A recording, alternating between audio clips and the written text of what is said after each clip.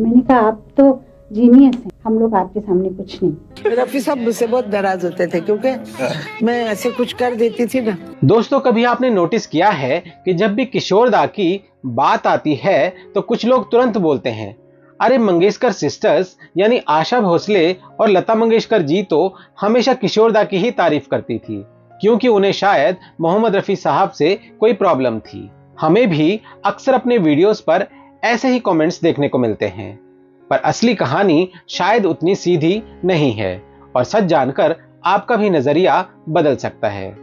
दोस्तों, अगर आप भी किशोर दा के फैन हैं और ऐसे ही इंटरेस्टिंग फैक्ट्स और अनहर्ड स्टोरी सुनना पसंद करते हैं तो चैनल को अभी सब्सक्राइब कर लीजिए, क्योंकि यहाँ हम सिर्फ बातें नहीं करते, फैक्ट्स के साथ सच्चाई लेकर आते हैं। तो चलिए शुरू करते हैं आज का वीडियो। आप देखना शुरू कर चुके हैं सिंगिंग इमोशन।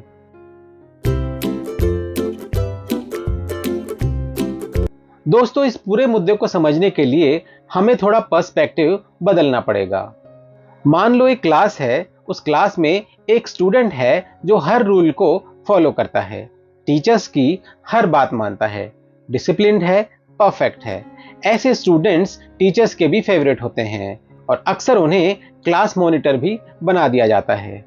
अब उसी क्लास में एक दिन एक नया स्टूडेंट आता है जो रूल्स में बंधकर नहीं चलता, अपने तरीके से पढ़ता है, क्रिएटिव है, थोड़ा हटके है, लेकिन टैलेंट में वो भी उतना ही स्ट्रांग है।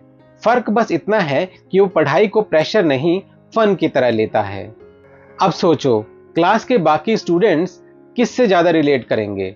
ज्यादातर बच्चे उस क्रिएटिव स्टूडेंट से कनेक्ट करेंगे, क्योंकि वो रिलेटेबल है, एंटरटेनिंग है और फिर भी रिजल्ट्स ला रहा है। दोस्तों, अब इसी एग्जाम्पल को अगर हम सिने म्यूजिक इंडस्ट्री में अप्लाई करें तो मोहम्मद रफी साहब बिल्कुल उसी आइडियल स्टूडेंट जैसे थे।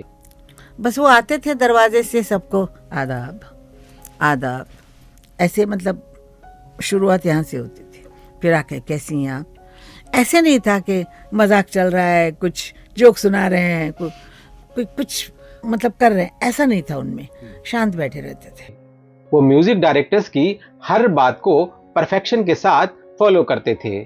जितना कहा जाता था उतना ही गाते थे और इतनी खूबसूरती से गाते थे कि वो परफेक्शन की मिसाल बन गए। चलता नहीं हम क्या करें, तुम्हें कह दो अब। वहीं दूसरी तरफ किशोर दा थे, जो किसी रूल बुक में बंद कर नहीं गाते थे। उन्होंने कभी फॉर्मली क्लासिकल ट्रेनिंग नहीं ली, फिर भी उनकी आवाज में वो जादू था जो सीधे दिल तक जाता था। आपके अनुरोध पे ये गीत सुनाता। वो गानों में एक्सपेरिमेंट करते थे, कभी यॉडलिंग, कभी फनी एक्सप्रेशंस, कभी डायलॉग्स, कभी अचानक वॉइस मॉड्यूलेशन। एक हसीना थी, एक दीवाना था। और सबसे खास बात, वो रिकॉर्डिंग के दौरान खुद भी मस्ती में रहते थे और बाकी सिंगर्स को भी हंसी मजाक के द्वारा कंफर्टेबल और रिलैक्स रखते थे। इसलिए बहुत संभव है कि एक को सिंगर के तौर पर लता मंगेशकर जी और आशा भोसले जी जैसे कलाकारों को किशोर दा के साथ गाना ज्यादा एंजॉयबल लगता हो। उनकी एनर्जी, उनकी स्पॉन्टेनिटी और उनका केयर फ्री एटीट्यूड, ये सब उन्हें अलग बनाता था। अगर आपको याद हो तो 3 इडियट्स में रेंचो भी कुछ ऐसा ही था। वो रूल्स नहीं मानता था, अपने तरीके से सीखता था, लेकिन ब्रिलियंस में सबसे आगे था और इसी वजह से बाकी स्टूडेंट्स उसे एडमायर करते थे। और म्यूजिक डायरेक्टर जैसे गाना शुरू करता था ना, मेरी तरफ यूं देखते थे, कैसा लग रहा है, मतलब ये कि गाना अच्छा नहीं है, सिर्फ मेरी तरफ। और मैं हंसना शुरू करती थी तो म्यूजिक डायरेक्टर की समझ में ये नहीं आता था कि ये क्यों हंस रही है। तो ये उनका सब चलता था। मैं कई मरतबा उनको कहती थी कि शोजा आप बस मुझे गाने दीजिए, नहीं तो हंस हंस के मेरा गला बैठ जाता है। बहुत नॉटी जैसे होता ना, एक बर्तन में 5-6 आइसक्रीम रखे हों, वैसे आदमी थे वो। तो उनकी होशियारी और उनका गाना और उनकी आवाज़ जो है, उसके लिए हम बात भी करना हमारे लिए मतलब मुश्किल है। उनकी बराबरी करना बड़ा मुश्किल है।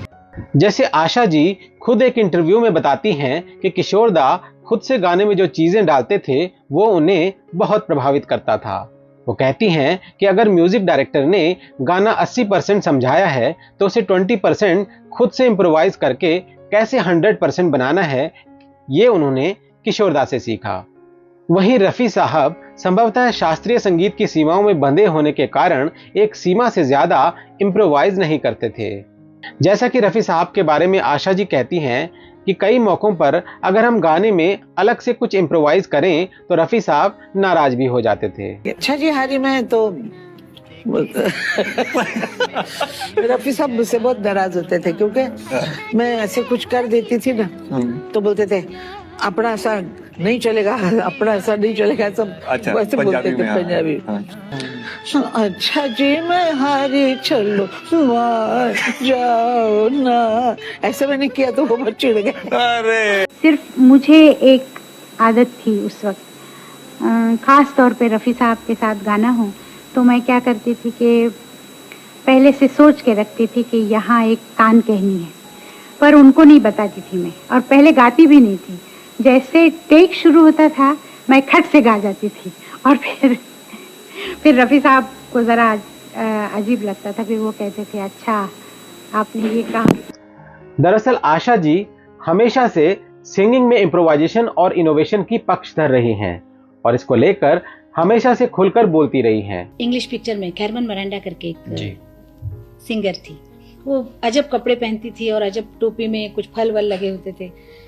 तो हमारा घर तो क्लासिकल गाने वालों का, लेकिन मैं जब ये गाना घर में आके चिल्ला चिल्ला के गाती थी तो माँ को लगता था ये पता नहीं कहाँ से भूत की तरह कर रही है।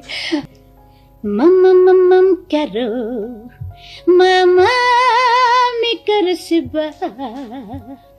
इसके बाद बहुत सालों बाद मुझे श्री रामचंद्र जी का गाना मिला, तो वो मैं जितना भी गाती थी वो उनको पसंद नहीं आ रहा था, तो मुझे दिमाग में वो औरत आई और मैंने टेक के वक्त गाया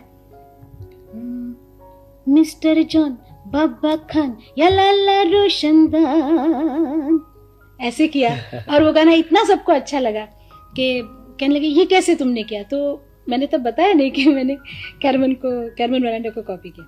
तो इसी तरह अपने गाने को मैंने हर बार चेंज किया, वॉइस को चेंज करना, स्टाइल को चेंज करना। इनफैक्ट उन्होंने एक इंटरव्यू में अरिजीत सिंह की सिंगिंग पर भी यही कमेंट दिया था कि वो आवाज को चेंज नहीं करते, इम्प्रोवाइज नहीं करते, इसलिए उनके गाने एक जैसे लगते हैं।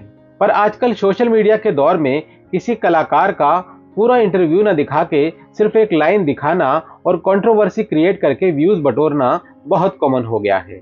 इसलिए हर वो कलाकार जो बेबाकी से अपनी बात रखता है उसे हमेशा ट्रोल होना पड़ता है। इनफैक्ट अगर किशोरदा भी आज के दौर में अपने अंदाज में अपनी बात रखते तो कोई हैरानी की बात नहीं होती अगर वो भी किसी विवाद में पड़ जाते। अब कुछ लोग लता दी और आशा ताई के लिए बात कहते हैं कि रफ़ी साहब उनसे बेहतर गायक थे, इसलिए वो उनसे ईर्ष्या करती थी और खुद को बड़ा दिखाने की कोशिश करती थी। लेकिन आप सोचिए, अगर मंगेशकर सिस्टर्स वाकई में ईगो की शिकार होती तो वो किशोरदा जिन्होंने क्लासिकल भी नहीं सीखा था वो क्यों उन्हें खुद से बेहतर बताती। खासकर आशा जी ने तो कई बार ये बात कही है कि किशोरदा की बराबरी करना मुश्किल है और वो उनसे सीखती थी कि कैसे गाने को इम्प्रोवाइज करना है। इनफैक्ट सिर्फ रफ़ी साहब ही नहीं, लता जी भी किसी गीत विशेष में एक सीमा से ज़्यादा इम्प्रोवाइज नहीं करती थी। अक्सर ये देखा गया है कि हम फैन लोग अपने कलाकारों को लेकर बहुत सेंसिटिव होते हैं। उस दौर में चाहे किशोरदा हो, रफ़ी साहब हो, लता जी या आशा ताई, इन सब के बीच में बहुत गहरी दोस्ती और हेल्दी कंपटीशन था और वो उसी दौर को याद करके एक दूसरे के बारे में बात किया करते थे। पर हम फैंस जिन्होंने कभी भी इन कलाकारों के आपसी रिश्ते को न करीब से देखा है और न समझा है, वो हर छोटी से छोटी बात को कलाकारों के बीच की नफरत या दुश्मनी मान लेते हैं। यह कुछ ऐसे ही है जैसे अगर दो दोस्त सड़क पर एक दूसरे से मजाक मस्ती में लड़ रहे हों तो राह चलते अजनबी जो उन्हें नहीं जानते अक्सर इसे सच की हाथापाई समझकर बीच बचाव करने आ जाते हैं। सच ये है कि ये सभी कलाकार अपनी अपनी जगह महान थे और इन्होंने संगीत जगत को जो अमूल्य योगदान दिया है वो न तो किसी के कहने से कम हो सकता है और न किसी की प्रशंसा का मोहताज है। तो आखिर में बात सिर्फ इतनी सी है कि मंगेशकर सिस्टर्स यानी लता दी और आशा ताई को मोहम्मद रफ़ी साहब से कोई नफरत नहीं थी, बल्कि वो उनका बहुत सम्मान करती थी। क्या कहूँ मैं, जैसे भगवान का आदमी था वो, उनमें कोई ऐसे ऐब भी नहीं थे, ना वैसी आवाज आई ना मुझे लगता और 100 साल में आएगी। लेकिन शांत, मतलब हम लोग ज़रा चिढ़ जाते थे कि गर्मी हो रही, इतनी देर हो गई, ये हो गया वो हो गया, वो कुछ नहीं बोलते थे, वो शांत बैठे रहते थे।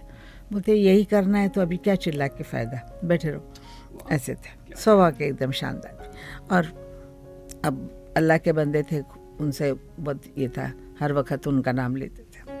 लेकिन एक को आर्टिस्ट के तौर पर, एक पर्सनैलिटी के तौर पर और एक क्रिएटिव और वर्सेटाइल सिंगर के तौर पर उन्हें किशोर दा ज्यादा क्लोज और रिलेटेबल लगते थे।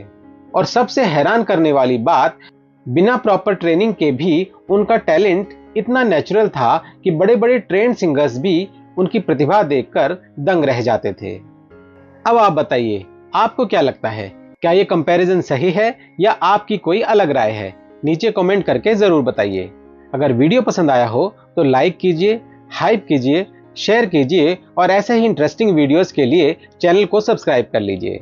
हम फिर मिलेंगे एक और ऐसी ही इंटरेस्टिंग कहानी के साथ। तब तक अपना बहुत बहुत ख्याल रखिएगा। Thank you for watching.